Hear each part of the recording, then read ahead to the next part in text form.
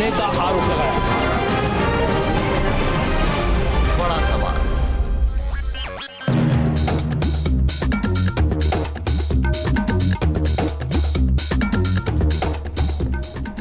आप देख रहे हैं बड़ा सवाल। नमस्कार, मैं हूं अजय कुमार। आज का मुद्दा अपने आप में बहुत ही महत्वपूर्ण इसलिए है क्योंकि जब आवाज महिलाओं की होती है तो उसे हर धर्म में हर जगह दबाने की पुरजोर कोशिश की जाती है। आज हम बात कर रहे हैं किस तरह से नन इंसाफ की गुहार लगाए बैठी हैं। 4 दिनों से प्रदर्शन कर रही हैं 4 नन केरला में, लेकिन कोई भी उनकी आवाज सुनने को तैयार नहीं है। नन मांगे इंसाफ और कब तक दबाई जाएगी महिलाओं की आवाज, यह है प्रमुख मुद्दा, प्रमुख सवाल जिसे लेकर आज हम आपके सामने हाजिर हैं। हिंदुस्तान से लेकर रोम तक के चर्च इस पूरे मामले पर चुप्पी साधे बैठे हुए हैं। आखिरकार ऐसा क्या है कि 6 महीने में 3 चिट्ठी लिखने के बावजूद अभी तक ना तो रोम से कोई जवाब आया और ना ही हिंदुस्तान ने किसी भी चर्च ने इस मुद्दे पर अपनी बात प्रखरता से सामने रखी है। आखिर आरोपी बिशप को क्यों बचाने में जुट गई है केरल की सरकार? आप विधायकों की बातों को अगर सुनेंगे तो शर्मसार हो जाएंगे, इस तरह की बातें निकल कर आ रही है। क्यों आरोपी बार बार धर्म की दुहाई देते हुए खुद के ऊपर उठे आरोपों को धर्म की आड़ में छिपाने की कोशिश करते दिखाई देते हैं? ये तमाम मुद्दे हैं जिस पर आज हम चर्चा करने जा रहे हैं और इस चर्चा में शामिल हो रहे हैं विनोद बंसल जी वीएचपी से, शादिर जसी जी धर्मगुरु इस वक्त हमारे साथ मौजूद हैं, डॉक्टर अनीता बेंजामिन जी मौजूद हैं हमारे साथ मौलाना अतिउर रहमान मौजूद रहेंगे कुछ देर में, वरिष्ठ वकील रेखा अग्रवाल हमारे साथ जुड़ेंगी, हिंदू महासभा से इंदिरा तिवारी जी हमारे साथ हैं, यति नरसिंह सरस्वती जी धर्मगुरु हमारे साथ हैं और फादर सोलोमन जॉर्ज इस वक्त हमारे साथ हैं। आप सबका स्वागत है। फादर जॉर्ज, पहला सवाल तो मैं आप ही से पूछना चाहता हूं। 6 महीने और अभी 4 दिन से 4 नन एक के बाद एक गुहार लगा रही हैं इंसाफ की। इंसाफ की बात तो दूर की छोड़िए, उन्हें तो लोग यहां तक कह देते हैं, जो कि विधायक पीसी जॉर्ज ने कहा कि ये वैश्या है। क्या इस तरह की बात हो सकती है हमारे देश में? क्या नन को इंसाफ नहीं मिल सकता? मेरे ख्याल से अगर विधायक साहब ने अगर ये भूला है तो ये बहुत ही शर्मनाक हादसा है, बड़ा संवेदनशील मुद्दा है और इस पे मैं जॉर्ज साहब ने क्या कहा है मैं आपको अभी उनके कोर्ट को पढ़कर बता देता हूं। उन्होंने इस पर अभी तक माफी भी नहीं मांगी है। आज जबकि पत्रकारों ने कहा भी है उनसे कि भाई आपको ऐसे अपशब्दों का इस्तेमाल नहीं करना चाहिए। उन्होंने कहा है कि ये सभी नन, चारों के 4 नन वैश्या हैं। ऐसा कैसे हो सकता है कि 2014 से 2016 के बीच में 13 बार इनके साथ छेड़छाड़ की गई, 12 बार तो मजा आया और 13वीं बार ये बलात्कार बन गया। हमें इस बात की जांच भी करनी चाहिए कि ये चारों नन शुद्ध है कि नहीं। बताइए, इस तरह की बात एक विधायक कर रहा है और ये सिर्फ इसलिए क्योंकि चर्च को बचाया जा सके। ये जो वक्तव्य बहुत ही निंदनीय है। हम विधायक साहब के इस कथन का निंदा करते हैं। चर्च को जो है इस मामले में पहले से काफ़ी पहले से इसमें आगे आना चाहिए था। जो कार्डिनल हैं उनको स्टैंड लेना चाहिए, जो बिशप हैं उनको स्टैंड लेना चाहिए और बिशप फ्रैंको को मेरे ख्याल से इस मामले में बिल्कुल जबकि जांच होनी है उनको स्टेप डाउन करना चाहिए, अपने पद से इस्तीफा देना चाहिए। लेकिन मैं आपसे ये बात समझना चाहता हूँ, आपसे भी और उसके साथ साथ अनीता जी से भी।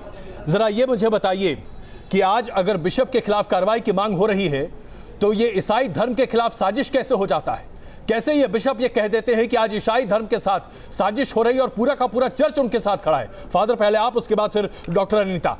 मेरे ख्याल से ये साजिश का मुद्दा नहीं है। एक अगर ये नन के साथ अत्याचार हुआ है तो उसको एक बहुत ही निष्पक्ष तरीके से उसकी जांच होनी चाहिए और ये किसी भी धर्म का मामला हो सकता है। वो इसमें किसी धर्म से जोड़कर इस मुद्दे को नहीं देखा जाना चाहिए और नन अगर न्याय की मांग करती है तो निष्पक्ष तरीके से इसकी जाँच होनी चाहिए।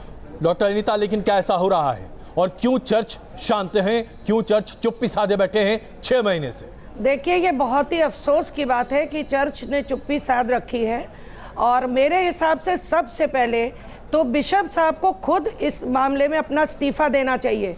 मॉरल ग्राउंड्स पे बनता है कि वो इस्तीफा दें, क्योंकि यदि कभी भी कोई स्त्री अगर आगे आती और रेप का इल्ज़ाम लगाती तो इसके मतलब क्या वो प्रोस्टिट्यूट है? इस तरह के शब्द किसी भी महिला के लिए यूज़ करना बहुत ही निंदनीय और बहुत ही शर्मनाक है। उसके बाद 3-3, 4-4 नन्स के लिए इस तरह कहा जाता है। रहती तो वो उन्हीं के अंडर में है ना, तो उनको क्या नहीं मालूम है कि उनके हॉस्टल्स में हो क्या रहा है? और यदि किसी भी स्त्री ने इस तरह की बात उठाई है तो उसके ऊपर किसी भी एमएलए को अधिकार नहीं है और वो स्वयं इस्तीफा दें। उनको भी कोई अधिकार नहीं कि वो इस सीट पर बने रहें यदि उनकी स्त्रियों के लिए ये उनकी सोच है। मैं आपसे ये पूछना चाहता हूं अनीता जी, जरा मुझे ये समझाइए कि बिशप फ्रैंको ने साफ तौर पर प्रेस के सामने ये बात कही है कि जो नन प्रोटेस्ट कर रही हैं वो सिर्फ इसलिए कर रही हैं कि वो साजिश करना चाहती हैं। ये साजिश चर्च के खिलाफ है, ये साजिश ईसाई धर्म के खिलाफ है, ये साजिश उन तमाम लोगों के खिलाफ है जो ईसाई धर्म का पालन करते हैं। बताइए, इस तरह का वक्तव्य देने का अधिकार क्या किसी भी बिशप को हो सकता है? नहीं, बिल्कुल भी नहीं है। और ये कोई साजिश नहीं है, ये तो एक पर्सनल इंडिविजुअल आरोप है जो उसने लगाया। इसका उत्तर वो दे, और इसका उत्तर देने के लिए मेरे हिसाब से तो उनको इस्तीफा देना चाहिए। यदि बाद में वो सही साबित होते हैं तो वो वापस अपनी नौकरी पे आ सकते हैं, क्योंकि ये तो एक पोस्ट है, ये तो एक नौकरी है, और वो पोस्ट उनको वापस दी जाएगी अगर वो बाइज्जत बरी होते। लेकिन इसका ये मतलब नहीं है कि इस तरह के वो उत्तर दें और स्त्रियों पर सरासर इल्जाम लगाएं और सारी नन्स को इस लपेट में ले ले। फादर जॉर्ज, मैं आपसे अब जानना चाहता हूं, ये बताइए कि अभी तक कितने ऐसे चर्च के संगठन हैं जिन्होंने बिशप फ्रैंको के खिलाफ आवाज उठाई? मुझे बस इतना बता दीजिए, एक ऐसा चर्च संगठन जिसने अभी तक फ्रैंको के खिलाफ आवाज उठाई है। मैं उन्हें बिशप भी कहना उचित नहीं समझता। मेरे ख्याल से इस मामले में जो सबसे बड़ी बात ये रही है कि ये मामला अभी मीडिया में आया है और इसमें इन्वेस्टिगेशन भी बहुत स्लो हो रही है। 6 महीने से मामला मीडिया में है, 6 महीने से इस पर तमाम बातचीत हो रही है। 3 बार पोप को चिट्ठी लिख चुकी हैं तीनों नर्द। लेकिन चर्च के अंदरूनी मामले में इसकी इन्वेस्टिगेशन हो रही है, लेकिन ये मेरे ख्याल से एनफोर्समेंट जो डिपार्टमेंट्स हैं उनका भी ये कर्तव्य बनता है कि इस मामले की फादर जॉर्ज, आप इस दलील को वाकई में सही मानते हैं कि इन्वेस्टिगेशन 6 महीने से हो रही है? यह मामला सुर्खियों में है, हर जगह है, केरल में है, जालंधर में है, सड़कों पर प्रदर्शन हो रहे हैं। एक चर्च ऐसा नहीं है हिंदुस्तान में जो इसके खिलाफ आवाज भी उठाना पसंद करता है। क्या है ये? नहीं, मेरे ख्याल से चर्च ने आवाज़ उठा रहे हैं, अंदर ही अंदर इसमें बात हो रही है कि क्या एक्शन लेना चाहिए। लेकिन उससे पहले हमारी जो इन्वेस्टिगेशन एजेंसियां उनको भी तथ्य और फैक्ट्स के साथ बाहर आकर पुलिस का कोर्ट में हलफनामा है जिसमें पुलिस ने कहा है कि 2014 से लेकर 2016 के बीच में नन के ऊपर 13 बार बलात्कार किए गए। यह पुलिस का रिपोर्ट है। इसके बाद भी चर्च को और सबूत चाहिए। और उसके बाद ऑफर भी किया गया, उनको ऑफर किया गया कि आपको लैंड देंगे और लैंड के अलावा आपको मकान। इतना जो लीक हुआ है ऑडियो, इसमें भी तो कितनी चीजें ऑफर की गई। आखिर ये किस लिए? तो अगर कोई बात नहीं है, कहीं कोई सच्चाई नहीं है, तो ये ऑडियो कैसे लीक हुआ? बंसल साहब, जरा मैं अब आपको शामिल करूं।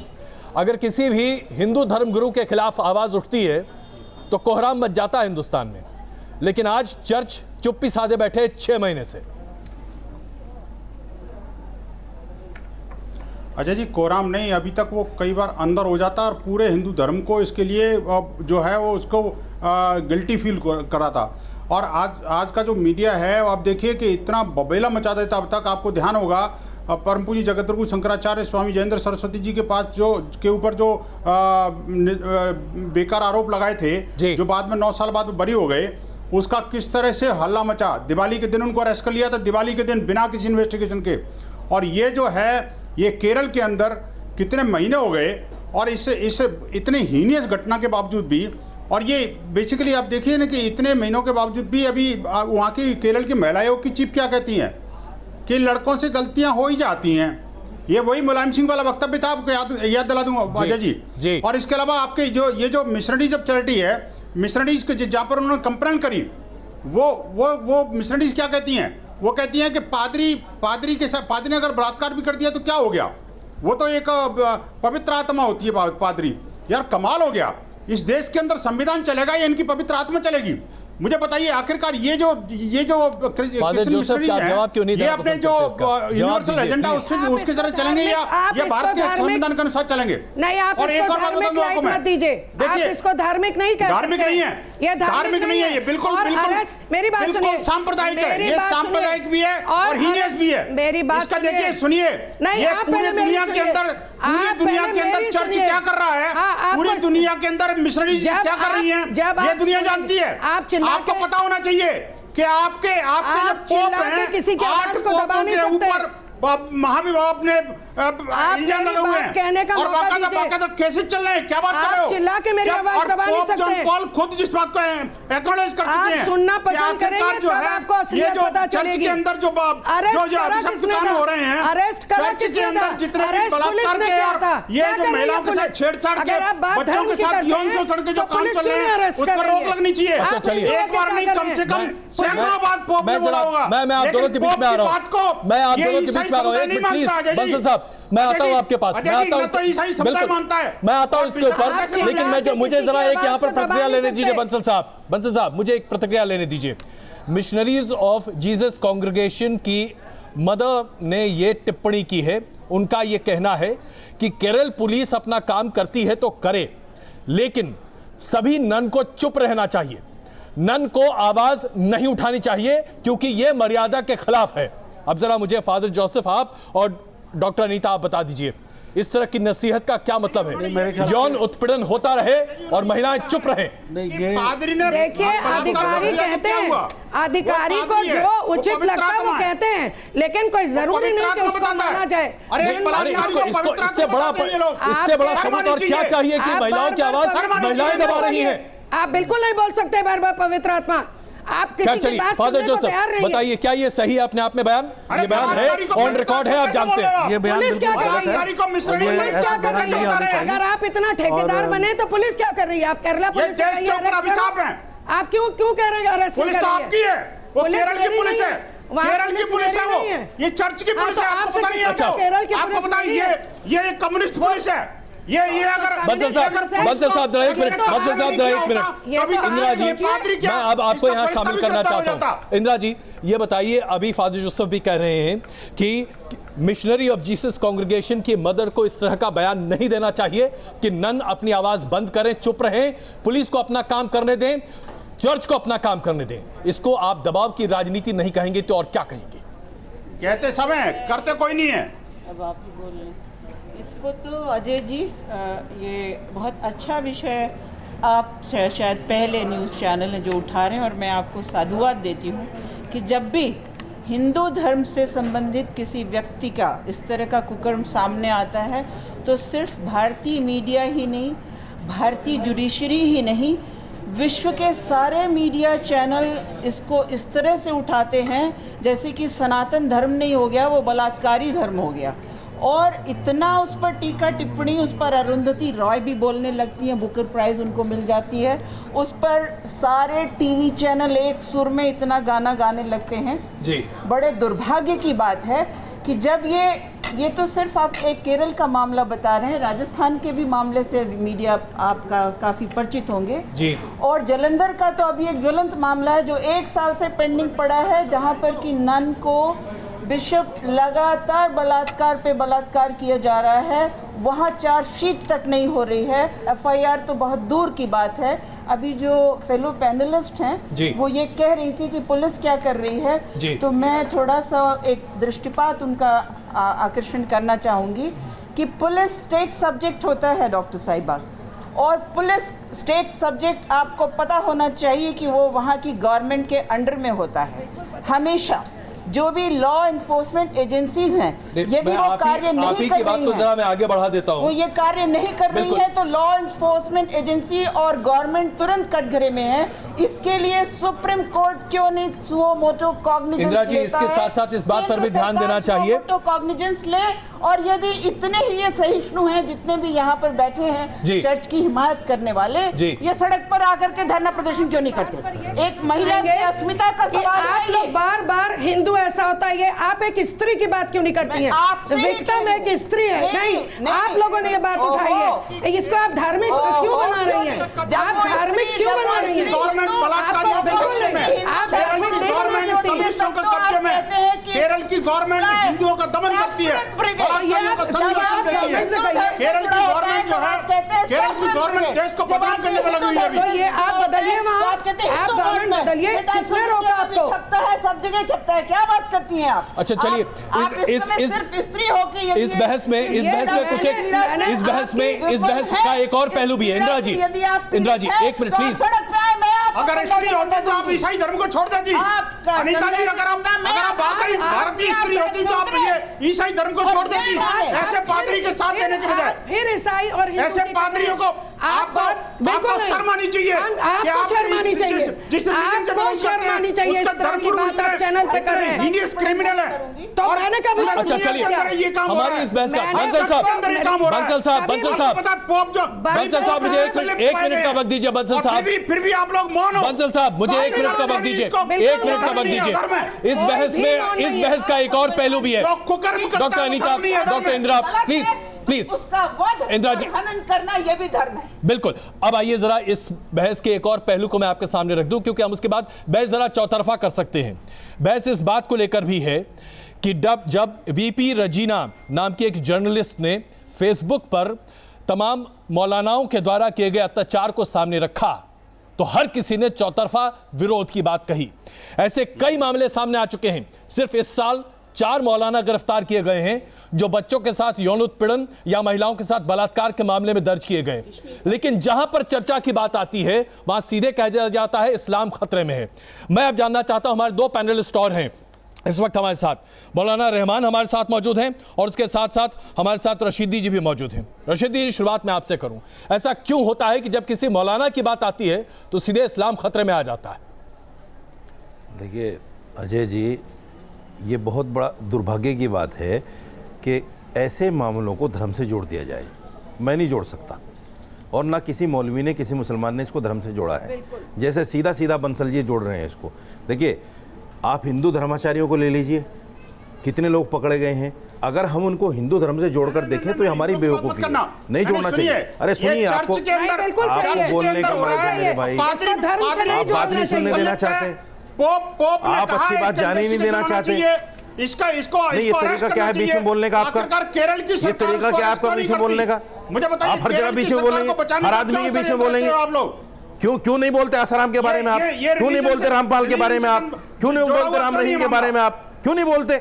आपको पादरी नजर आते हैं। नहीं देखिए, अखाड़ा परिषद ने 33 लोगों की लिस्ट जारी की थी अखाड़ा परिषद ने। क्यों नहीं बोलते उनके ऊपर आप? मेरी बात पूरी कर लेने दीजिए, 1 मिनट, मेरी बात पूरी कर लेने दीजिए। देखिए 1 मिनट में आप नहीं सुनिए, मेरी बात पूरी हो जाए सर मेरी बात पूरी, प्लीज। मैं ये देखिए, मैं ये कहना चाहता हूँ जी। अरे मैडम सुन लीजिए 1 मिनट, मैडम सुन लीजिए 1 मिनट सुन लीजिए। मैंने आपको सुना ना, जेल में है। मौलाना जेल में नहीं है। अच्छा, मौलाना जेल में नहीं है। अच्छा, पादरी लोग जेल में नहीं है। नहीं है, पादरी लोग जेल। क्या बात कर रहे हो आप? अभी एक पादरी तो जेल में नहीं है। आपको मेरी बात पूरी हो जाए, रशीदी जी प्लीज, मेरी बात पूरी हो जाए, अपनी बात पूरी कीजिए को चुप करा दीजिए प्लीज। अच्छा, या फिर कहिए कि आप ही बोलिए, बंसल जी को टाइम दे दीजिए फ्री। बोलेंगे तो दूसरा आदमी नहीं बोलेगा। ऐसा नहीं है, बोलने दीजिए दूसरों को। देखिए प्लीज बोलिए। ये एक मानसिक रोग है जो हर धर्म में हर जगह पर पाया जाता है। इससे आप इनकार नहीं कर सकते। आप मौलानाओं को ले लीजिए, आप हिंदू धर्माचार्यों को ले लीजिए, आप पादरियों को ले लीजिए। अभी पेनिनसुला जो एक मुल्क है, वहां पादरियों की 300 पादरियों की लिस्ट जारी की गई थी। इसको ये नहीं कह सकते कि सारे ईसाई पादरी ऐसे हैं। ये सब में है, ये रोग सब में पाया जाता है। लेकिन मैं आपको बुरा कहूं, आप मुझे बुरा कहें तो ये रोग खत्म नहीं होगा। हम सब मिलकर इस रोग का निवारण करें। मौलाना रहमान, एक मिनट बंसल साहब, मौलाना रहमान, मैं आपसे जरा जानना चाहता हूं। रशीदी जी बड़ा बैलेंस जवाब दे रहे हैं, लेकिन जाहिर सी बात है जरा सा कुरेदिए तो फिर उसके बाद कुछ और निकल कर आता है। रहमान साहब, मुझे ये बताइए, जैसे ही किसी मौलाना पर आवाज उठती है, जब लखनऊ में 51 लड़कियों को बचाया गया तो लखनऊ के इमाम ने फतवा जारी कर दिया, सरकार गलत कर रही है, 51 लड़कियां के साथ जो हो रहा था वो सही था। फतवा जारी करने में किसी को दिक्कत नहीं होती है। फतवा नहीं है। नहीं, बिल्कुल एक जारी किया गया था। मैं आपको दिखा सकता हूँ। दिखाइए भैया, रिपोर्टेड है। दिखाइए, दिखाइए मतलब क्या होता है? मुझे आप रहमान साहब, आप मुझे फतवा दिखाइए पहले।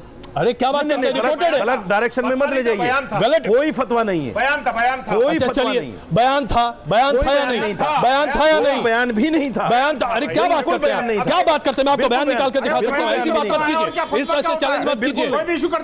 रहमान साहब, गलत दिशा में डिबेट को ले जा रहे हैं। रहमान साहब, ये बताइए कि अचानक फिर इस्लाम खतरे में क्यों आ जाता है? करता कोई एक मौलाना है, लेकिन खतरे में इस्लाम आ जाता है। जी अजय, मैं थोड़ा सा क्लेरिफाई कर दूं। जी, CNN और जितने विदेश के मीडिया हैं, आज क्यों नहीं इस बात को चर्चा में लेते हैं? वहां पर अरुंधति राय और ये बैठ के अभी LGBT डिस्कस कर रही है। नहीं, आइए मुद्दे पर आते हैं। जी रहमान साहब प्लीज, क्योंकि हमें नरसिंहा जी से मुझे बात करनी ये ना है। हिमायत कीजिए एलजीबीटी कम्युनिटी। रहमान साहब कीजिए हिमायत खड़े होकर। आप लोग तो हिमायत कर रहे इंदिरा जी हैं, एक मिनट जी, आप लोग ही तो हिमायत कर रहे हैं उनकी भी। अजय, मैं मौलाना नहीं हूँ, मैं मामूली रिसर्चर हूँ, इस्लामिक अच्छा माफ कीजिएगा, मैं क्षमा चाहता हूँ। चलिए हूँ मैं जी। देखिए, ये एक क्रिमिनल एक्टिविटी है जी बिल्कुल अजय, ये एक क्रिमिनल एक्टिविटी है। स्टेट पुलिस, लोकल पुलिस आंख बंद करके वो इसके ऊपर एक्शन ले सकती है। जाहिर सी बात है कि इसमें दबाव आ रहा है कहीं ना कहीं से। दूसरी बात अजय, इस क्रिमिनल एक्टिविटी को जहां कहीं भी हुई हो, चाहे वो मुंबई में हुई हो या थाने में हुई हो, या दिल्ली में हुई हो, कटवा में हुई हो, उसके सपोर्ट में कौन लोग आते हैं? यहाँ पर वेटिकन सपोर्ट में आ रहा है। हम किसी भी क्रिश्चियनिटी को या किसी भी धर्म को इन्वॉल्व नहीं करना चाहते हैं, लेकिन ये तो देखना पड़ेगा कि इसके सपोर्ट में वेटिकन क्यों आ रहा है। वेटिकन ने अभी तक के इसके ऊपर एक्शन क्यों नहीं लिया? या किसी भी मौलाना के खिलाफ कोई अगर सपोर्ट में आ रहा है तो आप उसको दोषी ठहराइए। कठुआ के सपोर्ट में कौन लोग आए थे आप अच्छी तरह जानते हैं। तो जो सपोर्ट में आ रहा है वो भी उतना ही कसूरवार है अजय। बहुत और ये बात आपने यहाँ पे क्रिमिनल एक्टिविटी को स्टेट पुलिस को बहुत ही सख्ती से निपटना चाहिए। प्रेशर आना बंद होगा। एक अनाथालय से एक मौलवी को गिरफ्तार किया गया है। कठुआ से नहीं है, आप इशू को डाइवर्ट। कठुआ में तिरंगे के साथ पूरी बीजेपी सपोर्ट कम्युनिटी में आई को थी। ब्लेम नहीं कर सकते आप। उस अच्छा, person को करिए। कठुआ में 3 दिन पहले देखिए, कठुआ एक अलग मसला है। कठुआ एक अलग मसला है, उसमें धर्म से मत जोड़िए उसे। वो एक अलग मसला है, वो धर्म से मत जोड़िए। लेकिन यहाँ धर्म से जोड़कर जो लोग धर्म के अनुयायी के तौर पर आते हैं वो इस तरह की बात। नरसिंहानंद जी प्लीज एक छोटी टिप्पणी। नरसिंहानंद जी देखिए, मैं एक बात कहना चाहता हूं जी। भारत आज सबसे बड़े पाखंडियों का देश बन गया है।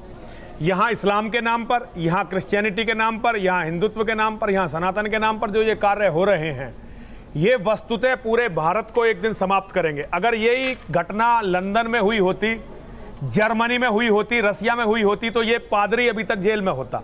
ये बिल्कुल तय है। यही चर्च होता, यही वेटिकन होता, वहां इस पादरी को जेल में भिजवाया जाता। यहां पे ये चर्च का नाम खराब ना हो, इसीलिए इतना बड़ा पाखंड फैलाया जा रहा है। ये बिल्कुल क्लियर हो चुका है, बहुत सारी इन्वेस्टिगेशन हमारे सामने आ चुकी है। इस विषप का इस घटनाओं में दोष है। लेकिन जिस तरह से सत्ताएं, भारत की सत्ताएं धर्म के सामने जिस तरह से नतमस्तक होती हैं, ये इस लोकतंत्र के सड़ जाने का एक चिन्ह है। हमारा ये सिस्टम है पूरी तरह से सड़ चुका है। मैं किसी का पक्ष नहीं ले रहा, ना ही मैं किसी का विपक्ष करना चाहता हूं, लेकिन मैं एक बात जरूर कहना चाहता हूं, भारत का जो ये सिस्टम सड़ चुका है, इसके बारे में एक बार गंभीरता से विचार होने की जरूरत है। हिंदू धर्मगुरु के साथ, हिंदू धर्मगुरु ने यदि कुछ किया तो सारे हिंदू उसके पक्ष में बोले, मुसलमानों ने किया तो मुसलमान बोले, और ईसाइयों ने किया, धर्मगुरु ने तो ईसाई बोले। इसके चक्कर में हम अपने फॉलोवर्स की, जो पीड़ित है, जो पीड़िता है, जिसके अपने अधिकार हैं, उनका हनन कर देते हैं। और हर हनन, जब किसी निर्दोष का हनन होता है तो फिर वहां अत्याचार की पराकाष्ठा होती है और उसके बाद फिर प्रतिकार शुरू होता है। बहुत महत्वपूर्ण बात यहाँ पे समाज सड़न की तरफ जाता है। सबको बैठकर इसके निवारण की तरफ चलना चाहिए। इसका एक कानूनी पहलू भी है। आइए जी रेखा जी से इसको समझें। रेखा जी, कानूनी पहलू ये कहता है कि इस पूरे मामले पर कार्रवाई की जानी चाहिए। केरला पुलिस कह रही है कि 2 महीने से वो कार्रवाई इसलिए नहीं कर पाई क्योंकि केरला में बाढ़ आ गई थी। इससे हास्यास्पद कोई बात हो सकती है क्या? जी वाह, क्या बात है। ये तो बिल्कुल एक जैसे कहते हैं कि बिल्कुल जले पे नमक रगड़ने वाली बात हो गई। बहुत स्पष्ट बात है कि अगर किसी भी महिला के साथ कहीं पर भी यौन उत्पीड़न होता है, भले वो घर के अंदर होता है या कार्यस्थल के ऊपर होता है, और यहाँ पर ये जो चर्च है वो तो नए कानून के तहत जो घरेलू वर्कप्लेस के ऊपर जो कानून बना है 2013, उसकी श्रेणी के अंदर भी आता है कि जहाँ पर ही जो नन्स हैं जो उस चर्च के अंदर अपना काम करती हैं, तो कार्यस्थल के ऊपर उनको वहाँ पर भी प्रोटेक्शन मिलनी चाहिए थी। और मैं तो एक नई बात यहाँ पर कहूँगी कि शायद आपको अचंभा होगा सुन के कि क्या जो चर्च है वो एक वर्क प्लेस है, तो क्या वहाँ पर एक इंटरनल कंप्लेंट कमेटी बनी है जो 2013 कानून के तहत बननी चाहिए कि हर धर्म स्थल के ऊपर एक कार्य जो इंटरनल कंप्लेंट कमेटी है उसका बनना बहुत ज़्यादा ज़रूरी है। और साथ साथ किसी भी सूरत के अंदर कोई भी केस जो होता है जो यौन उत्पीड़न का होता है, निर्भया केस के बाद में पर्टिकुलरली ये एक हिदायत दी गई है पुलिस को कि जल्द से जल्द फास्ट ट्रैक कोर्ट्स बना के उस केस की जो है आप तफ्तीश करिए, और तफ्तीश करने के बाद में उसकी जो चार्जशीट है यानी कि जो चालान है उसको कोर्ट के अंदर पेश करिए, जिससे उस केस को जल्द से जल्द उसका एक फैसला कर दिया जाए। तो ये कहना कि केरल के अंदर जो बाढ़ आ रखी है, इसके आपने खुद ही इसका जो कोई हास्यास्पद बात है, इसके कई कारण हो सकते हैं, राजनीतिक कारण हो सकते हैं, धर्म के इसमें कोई शक नहीं है कि केरल में इस पर न सिर्फ राजनीति हो रही है बल्कि धर्म की आड़ में इसे एक अलग शक्ल देने की कोशिश की जा रही है। आप देख रहे हैं बड़ा सवाल, और आज का बड़ा सवाल अपने आप में बहुत ही महत्वपूर्ण है। ऐसा क्यों है कि 4 नन 4 दिनों से लगातार आवाज उठा रही हैं और 6 महीने से यह मामला लंबित है, इसके बावजूद बिशप फ्रैंको के खिलाफ अभी तक कोई कार्रवाई नहीं हो पाई है। नन की आवाज दबाई जा रही है और सबसे बड़ी बात यह है कि महिलाओं पर इस तरह का अत्याचार कब तक होता रहेगा। विनोद बंसल जी, साजिद रशीदी जी, डॉक्टर अनीता बेंजामिन, मौलाना अतिरुर रहमान साहब स्कॉलर हैं, रेखा अग्रवाल जी, इंदिरा तिवारी जी, यति नरसिंहानंद सरस्वती जी और फादर सॉलोमन जॉर्ज इस वक्त हमारे साथ मौजूद हैं। आप सबका एक बार फिर स्वागत है। बंसल साहब, अब शुरुआत मैं आपसे करना चाहता हूं, ऐसा क्यों होता है कि जब भी किसी भी धर्मगुरु के खिलाफ आक्षेप उठता है तो उसके बहुत सारे ऐसे लोग हैं जो उठकर खड़े हो जाते हैं और कहते हैं कि नहीं, धर्म बदनाम हो रहा है, धर्म को बदनाम नहीं करना चाहिए, इसलिए धर्मगुरु पर आक्षेप नहीं करना चाहिए। ऐसा क्यों होता है? और ये सिर्फ हिंदू धर्म की बात नहीं कर रहा मैं, चाहे आप इस्लाम की बात करें, क्रिश्चियनिटी की बात करें, हर धर्म के बारे में यह सबसे पहले बात निकल कर आती है। बंसल साहब। अच्छा जी, देखिए, बड़ी विनम्रता के साथ मैं कह दूं आपको कि हिंदू धर्म के किसी भी अगर मान लो कोई व्यक्ति के ऊपर कोई आरोप प्रत्यारोप लगते हैं, आपको याद होगा दिवाली के दिन और 8 साल पहले जगत गुरु शंकराचार्य जो हिंदुओं के सर्वोच्च धर्मगुरु हैं, उनको ऊपर एक गंभीर आरोप लगाए और दिवाली के दिन उनको अरेस्ट कर लिया। हिंदू समाज पूरे विश्व के अंदर हतप्रभ था, आखिरकार हुआ क्या? लेकिन आपको याद होगा अजय जी, किसी ने एक चूं तक नहीं किया और वो जगतगुरु शंकराचार्य को अरेस्ट करके ले गए। हिंदू समाज सब कुछ बर्दाश्त करता रहा, लेकिन हालांकि उसके बाद क्या हुआ सबको पता है। उनको पूरा समाज को कितना बदनाम किया मीडिया के द्वारा, बाकी लोगों के द्वारा, हम सबको पता है। लेकिन हमने किसी भी ऐसे तथाकथित धर्मगुरु के अधर्म के कार्य को कभी प्रोत्साहन नहीं दिया। लेकिन दुर्भाग्य इस देश का ये है कि बाकी जगह पर जब ये बात आती है तो वो जो धर्मगुरु जो वास्तव में उसको अधर्मगुरु कहना चाहिए, जिसको पाप गुरु कहना चाहिए, ऐसे व्यक्ति के साथ में समाज खड़ा हो जाता है। और ये देखिए, जहां तक चर्च का सवाल है, आपको पता है अजय जी कि स्वयं पोप जॉन पॉल ने कई बार उसको एक्सेप्ट किया है। 8 पोपों के ऊपर गंभीर आरोप लगे हैं, ये CNN की खबर है। और दूसरी बात ये बताऊं आपको कि एक चर्च नहीं है, ये दुनिया के अनेक और अधिकांश चर्चों में इस तरह की घटनाएं हो रही हैं।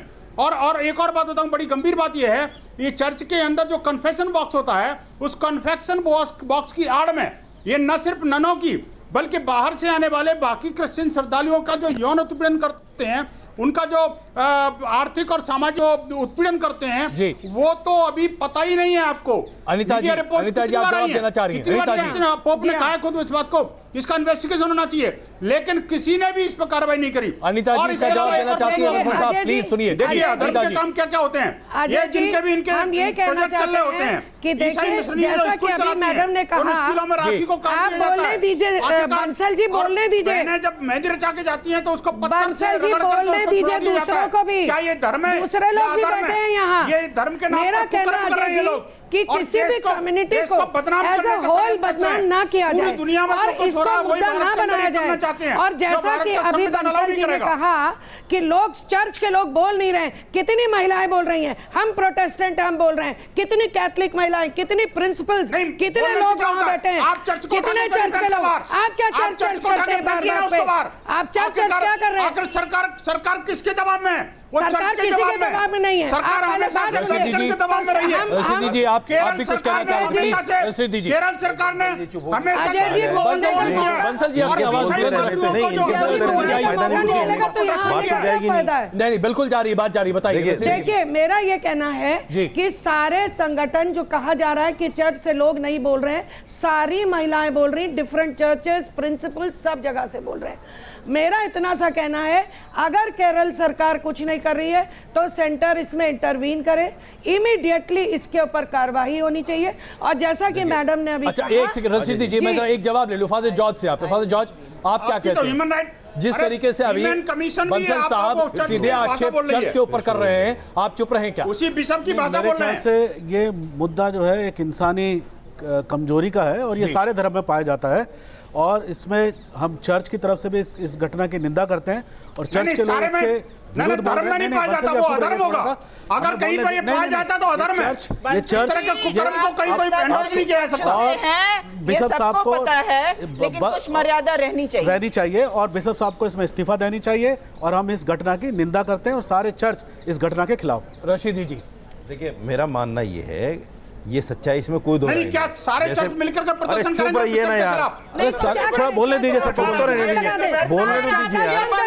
गवर्नमेंट आपकी है ना।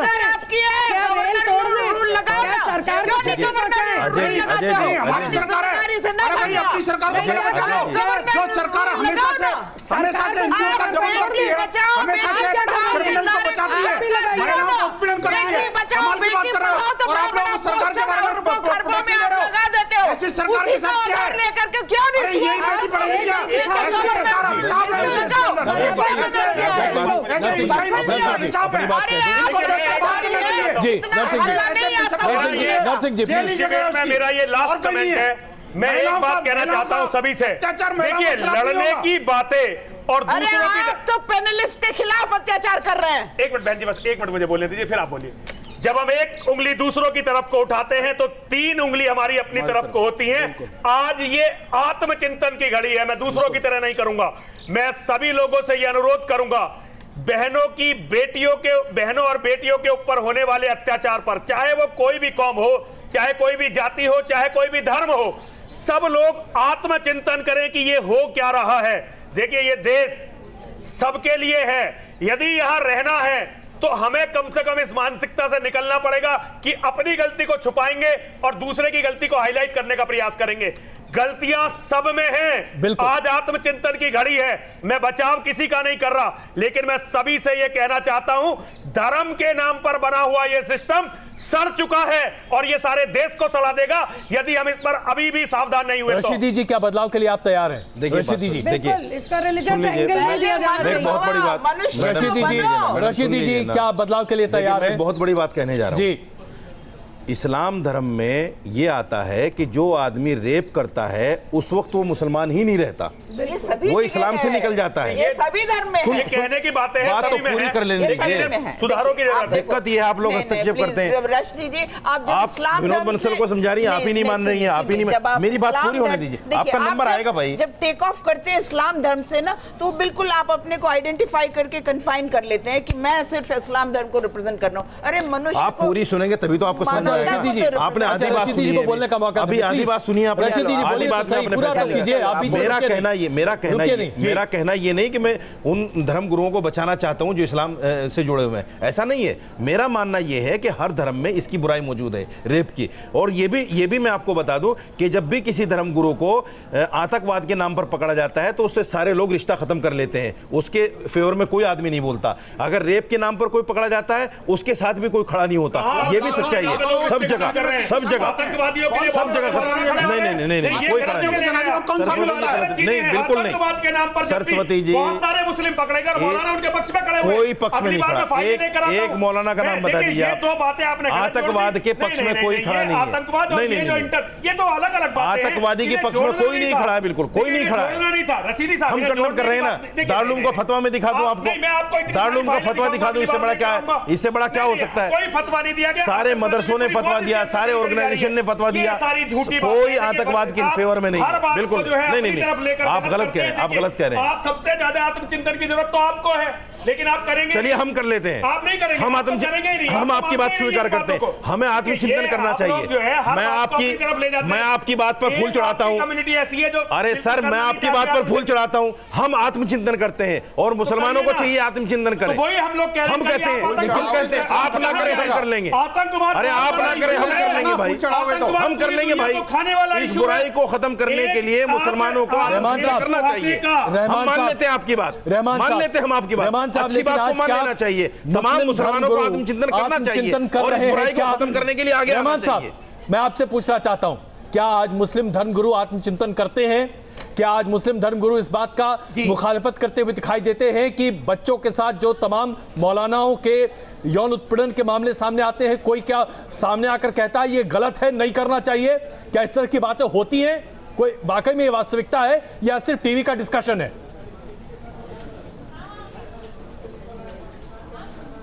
जवाब दीजिए अजय, जैसा मैंने पहले क्या कहा, देखिए आपका सवाल बिल्कुल अपनी जगह पर दुरुस्त है कि धर्म के नाम पे जो पाखंड मचा हुआ है ये बिल्कुल सही बात है।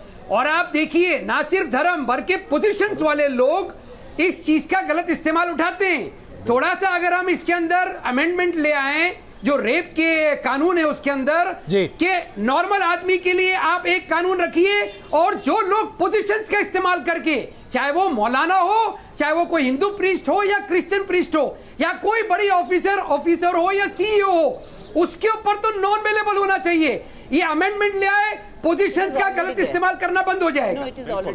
लेकिन ऐसा हो रहा है क्या बंसल साहब, ऐसा हो रहा है क्या?